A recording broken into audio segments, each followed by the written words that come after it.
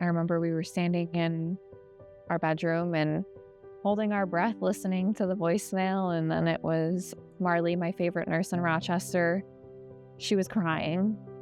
So I was like, my goodness, I know what this is going to be. So she was, hi, Alyssa, it's Marley. Just calling to let you know you're pregnant.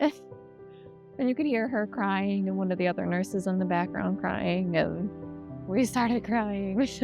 I think it made me and my wife stronger. I think it made us come together more. It was very hard. I just I know that miracles can happen,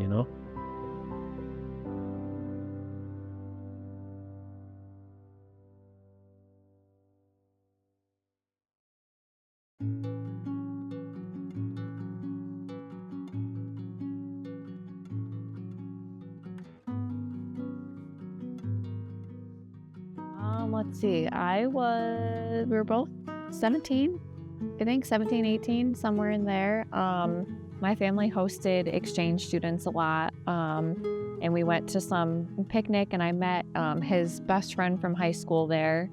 And he got my number, and then Ryan found out about me and I liked him better. So we met, and then the rest is kind of history. We moved pretty quickly. That was in 2010. It took, 6 years for me to convince him to propose to me.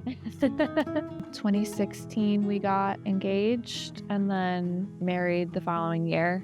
So married May 26th of 2017. And then that's kind of when our fertility journey started, was right after that. After we started dating, we started thinking about it, and she was more on it than I was, but then I thought about it, and I was like, yeah, it'd be really nice to have a family, we were kind of point in our lives where it was kind of like flatline in it, doing the same things all the time. It's just like, let's switch it up, I've always known I wanted to be a mom, so I was ready to just kind of get started. You were a little apprehensive at first, I think.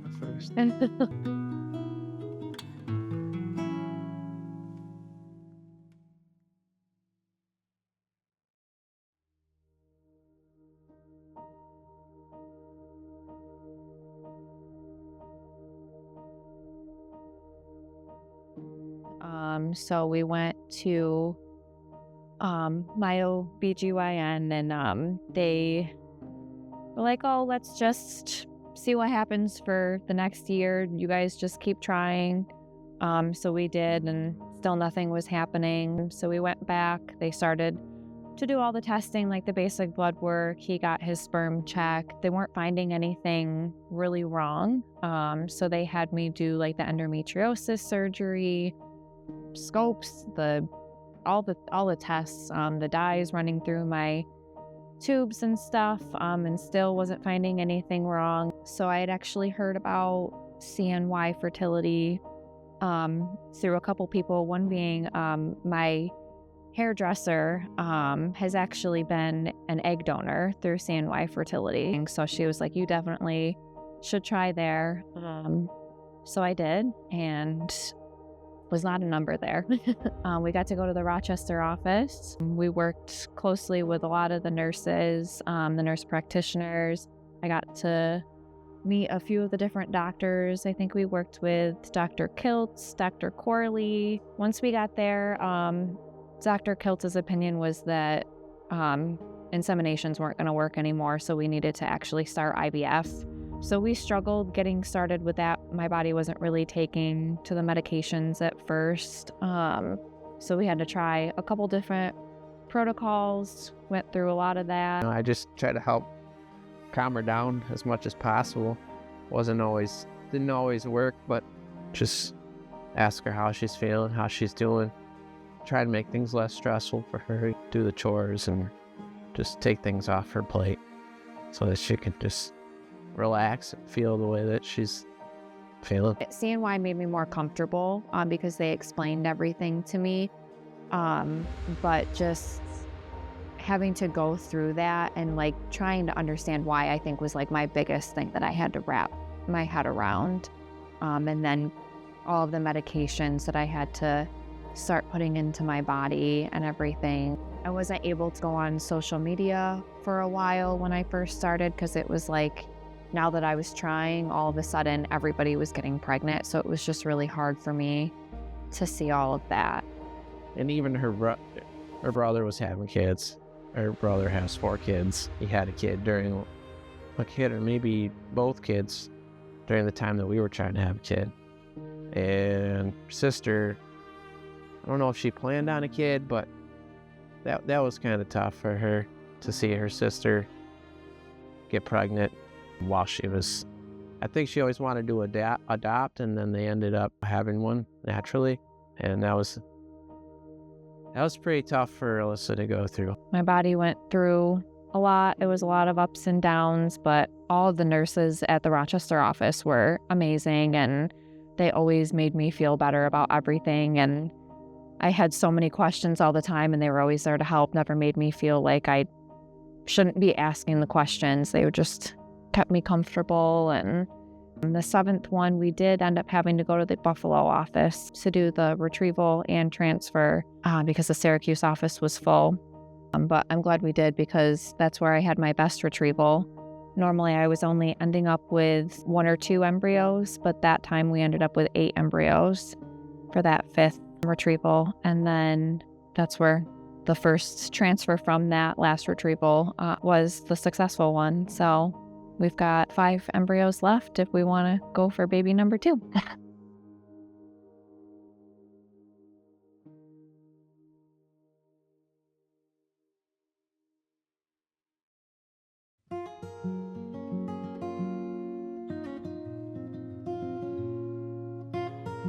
Hi, Alyssa. It's Marley calling. I'm calling to say congratulations. You're pregnant. Your HCG is 108.90. We are just so thrilled for you. We also checked your progesterone. That looks great at 34.10. It just all looks so fantastic. Everybody is here. Hey, Alyssa. It's Amber. Just want to say congratulations to you guys. We're all so happy for you and Ryan. Congrats again. Let us know if you need anything or if you have any questions. We're thinking of you. I can't wait to see you on Monday morning and give you a big hug. Talk to you soon. Take care. Bye. I remember we were standing in our bedroom and holding our breath, listening to the voicemail. And then it was Marley, my favorite nurse in Rochester. She was crying. So I was like, I know what this is going to be. And she's like, I still have the voicemail, and I recorded it onto a Build-A-Bear too, so we'll have that voicemail forever. But so she was, "Hi Alyssa, it's Marley. Just calling to let you know you're pregnant." And you could hear her crying, and one of the other nurses in the background crying, and we started crying. We just couldn't believe it. But I think it's probably like the happiest we ever were. I think it made me and my wife stronger. I think it made us come together more. It was very hard. I know that miracles can happen because he is one. Like I said, we were on our last straw. I think she would say the same thing too. Emotion-wise, we were drained. Money-wise, we were drained. So that was kind of like, it was really the last, it was like one last shot. Okay, let's do this one more time. And it happened, which is kind of weird. But looking back on it, had our 7th transfer not worked, who knows? I probably would have kept going, but at that time I was pretty done. So that's why I was thankful for Dr. Corley too, because we had told him that it was going to be our last retrieval, and he made us feel better about it. He didn't say like this is going to be your last one, but he just kept saying he was super confident that we were getting closer and that we were going to figure this out. So we were really glad to have him too. So I got to see, and you came with me for most of those. So we got to hear his heartbeat for the first time at CNY. And then we graduated from there and switched over to the OB. So we only got to see him ultrasound 2 more times after that, but that was good. And then I had to be induced because I have a blood disorder, so I wasn't able to allow it to happen naturally. So the birth was fine. It was great. Like I said, I'm willing to do it again. So, and it brought Charlie here. I was able to deliver him naturally, and My OB that was along with me for most of this journey too, she was able to deliver him, so that was a special moment. And now he's here, and the first couple weeks, I mean, it was challenging, but yeah. I've always known that I wanted to be a mom, so to finally be here, I love him to pieces. I just stare at him all the time. I'm so amazed by him. When he's falling asleep, he just sits there and goes like this to my neck, and I'll always remember that feeling. And he rubs my arms sometimes, and just that's going to be what I miss the most about him being little, and I'm just so proud of him. Just keep up the good work, buddy.